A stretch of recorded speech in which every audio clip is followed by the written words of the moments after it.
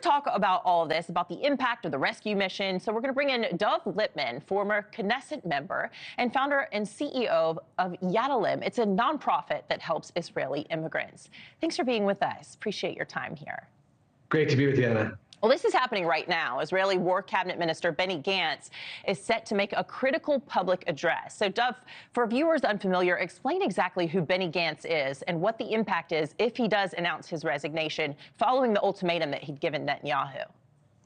So Benny Gantz is first and foremost a former IDF chief of staff, certainly has the status of heroic war status in Israel, which for former generals is a very big deal in Israel. He's the leader of a large party that left the opposition to join the coalition to be part of a unity emergency government during the war. That was a very important statement to be made, that we are in this together and there's no coalition and opposition when it comes to the war. The prospect of him pulling out will have two impacts. One is it's no longer that unity message which we've had until now. It also means that Netanyahu's government will be hinging completely on the more right-wing element, which could pull him more towards the right in terms of how he governs the war. So it's going to be interesting to see how this develops, especially on the heels of 24 hours of absolute jubilation and celebration throughout Israel over the hostage rescue mission. Yes, bringing 4 home, but still wanting to bring the other 120 home.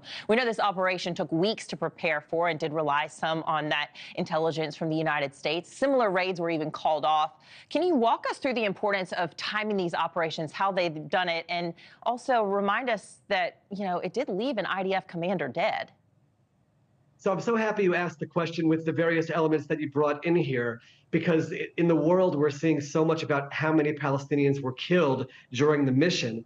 It's been 2 months in planning once the intelligence was received, trying to get into the middle of a quote unquote refugee camp in the middle of Gaza, these hostages being held not in terrorist areas, but in Gazan civilian apartments, to try to get in there, get them out, and not harm anybody along the way.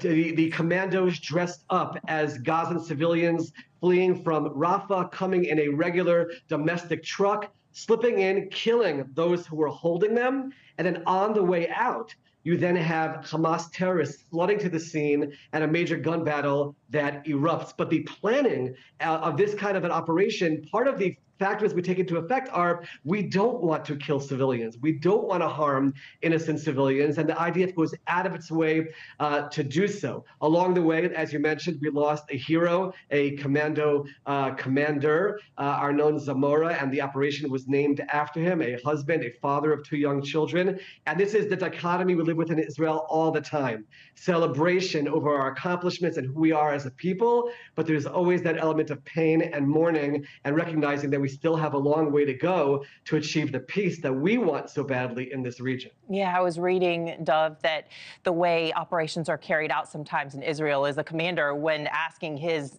men to go in, will go alongside them to say, if I'm going to put you in harm's way, I'm going to put myself there. And I guess this is you know, perhaps what happened here. But let's go back to these numbers. It's actually not even alongside them. The Hebrew word is acharai, follow me. They lead the way in. The commanders are leading, and this is an example, as we saw in Entebbe in 1976, where Yoni Netanyahu, as a commander, was killed. We had the same experience here. And by the way, Israelis are seeing the complexity and the amazing development of this rescue mission as similar to the Entebbe rescue in nature, and it certainly revives our spirit and reminds us what kind of people we can be and what our capabilities are, while on the one hand, trying to avoid hurting civilians, but celebrating the life of our own and doing whatever we can to bring them home. Yeah. Well, my producers are telling me that you are actually there in Israel. Gaza's health ministry gave us the numbers, right? 270 Palestinians lost, hundreds more wounded. Some are questioning those numbers. Do you believe those numbers? The IDF itself is saying that there were definitely over 100 terrorists that were killed. You have to remember, as they got these 4 hostages out in one of the cars, which had the 3 young men, Almog, Andre, and Shlomi, all of a sudden, Hamas terrorists started firing on them with RPGs and Kalashnikovs, and a major gun battle erupted. In that moment, there's going to be civilian loss of life, very, very sadly. If we wanted to go in and just destroy Hamas and not worry about civilians, we could do that.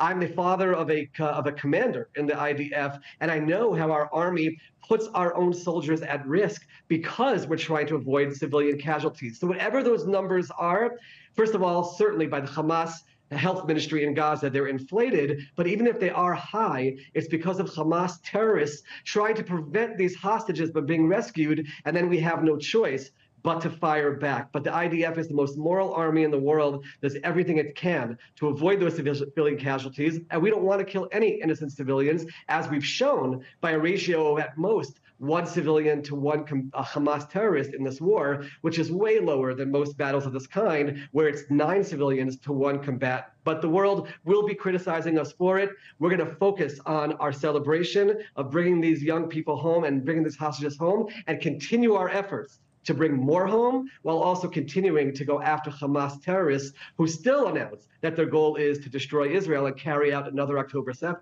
Yeah, you can imagine what these 4 hostages must feel like being reunited with their families after what they've gone through, both mentally and physically. Dov Lipman, former Knesset member, thank you so much for your time. Appreciate it. Thank you for having me on.